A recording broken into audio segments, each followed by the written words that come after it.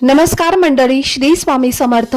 घरातील एखादी व्यक्ती व्यसनाधीन असेल, दारूच्या आहारी गेलेली असेल, बाहेरचा नाद लागलेला असेल, एखादी व्यक्ती तापट असेल, रागीट असेल, तिचा तापटपणा दूर करण्यासाठी, घरातील आजारपण, आर्थिक समस्या दूर करण्यासाठी श्रावणापूर्वीच यापैकी एक वस्तू आपल्या देवाऱ्यामध्ये स्थापित करायची आहे।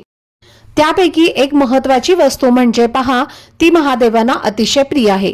तर ही श्रावणापूर्वी किंवा श्रावणातील कोणत्याही सोमवारी तुम्ही स्थापित करू शकता। ती म्हणजे रुद्रयंत्र। रुद्रयंत्रावरती अभिषेक करून तुम्ही हे तीर्थ जर व्यसनाधीन व्यक्तीला प्यायला दिलं तर त्या व्यक्तीचं व्यसन दूर होतं, हट्टी तापटपणा यामुळे शांत होतो।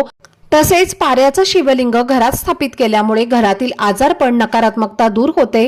पाऱ्याचं शिवलिंग किंवा पंचधातूचं शिवलिंग या व्यतिरिक्त अजून कोणत्या अशा वस्तू देवाऱ्यात स्थापित कराव्यात श्रावणापूर्वी, यावरचा डिटेल व्हिडिओ मी चॅनलवरती शेअर केलेला आहे। खाली दिलेल्या लिंकवरती क्लिक करून संपूर्ण व्हिडिओ तुम्ही बघू शकता। श्री स्वामी समर्थ।